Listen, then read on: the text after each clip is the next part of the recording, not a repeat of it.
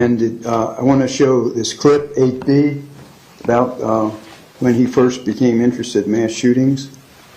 Aaron, if you could.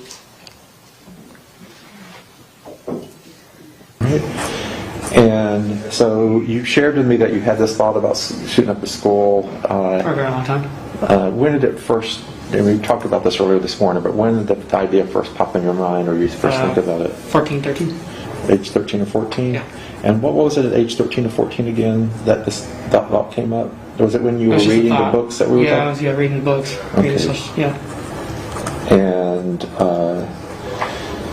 did it ever go away, or did it kind of come and go? Come and go, pop up in my mind one time and just disappear for the next. What seemed to make it come and what seemed to make it go? When I saw violent videos on YouTube. Okay, what kind of violent videos did you see? War videos. Just hearing war videos. And did that make it more go up or more go down? More go up. Okay.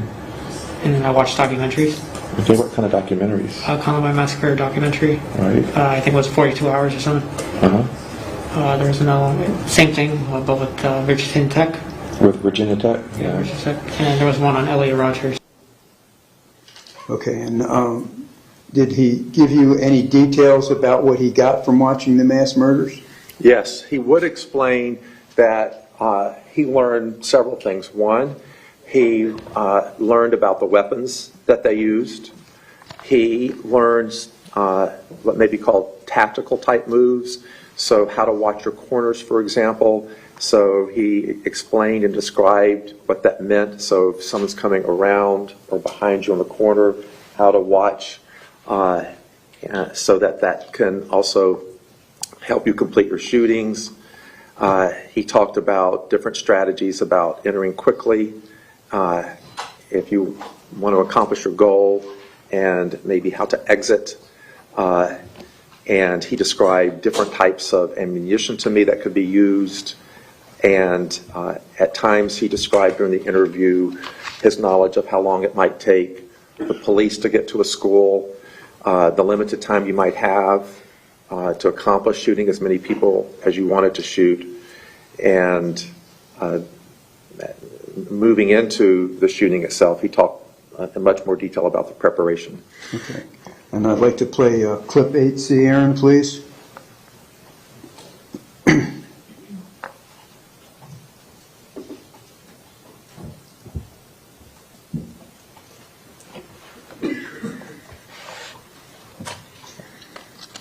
Do you remember if you ever kind of searched out on the internet ways to do a school shooting? Yes? I did my own research. Yeah, tell me what research you did. I looked up on Wikipedia. I studied mass murderers and how they did it, like their plans and what they got and what they used. And what did you learn from that kind of study? I learned that the Columbine shooters, they had 3 guns that they used. They used High Point 995, regular. They used a double barrel shotgun cut down, pistol grip. They used another shotgun, and they used a Tech 9. I learned that from there. I learned Virginia Tech shooter. He had a tactical vest, and he had 2 pistols, Glock 9s, I think. I can't remember.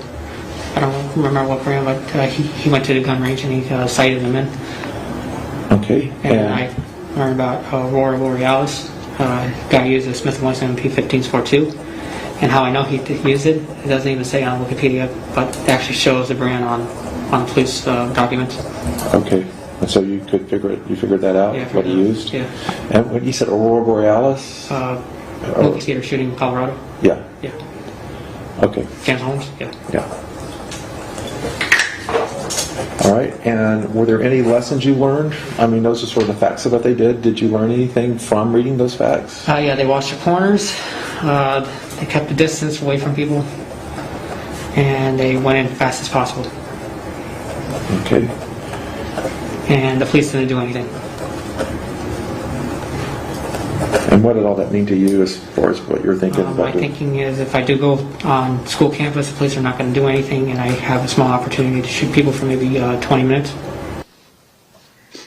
Okay, and I want to show you now State's Exhibit 444, 440, 439, and 438.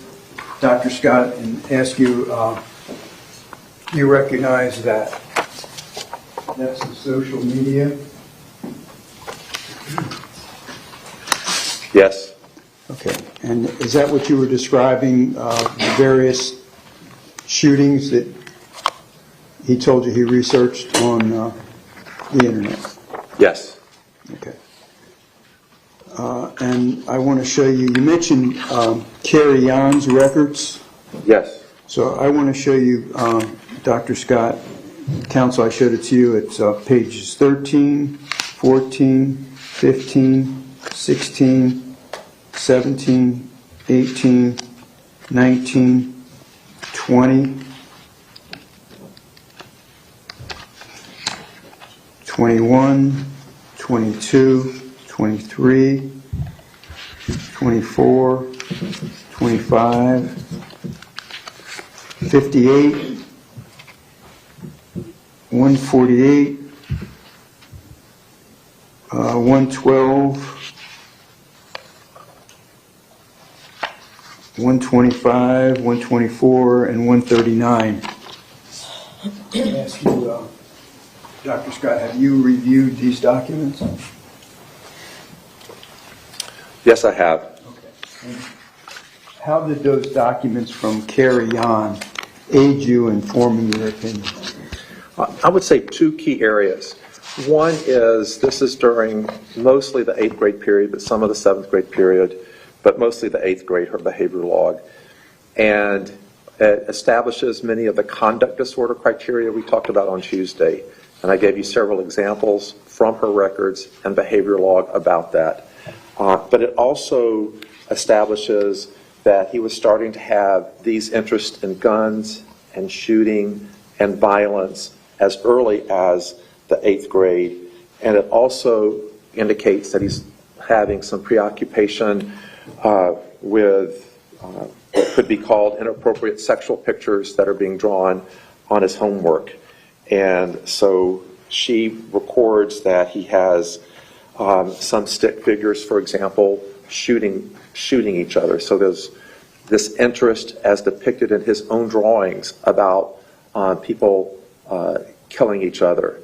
As another therapist during this time had described that he had dreams of blood, but it was dreams of blood after killing people. So he had these kind of dreams, and this is reflected subsequently on some of the drawings and work that he does.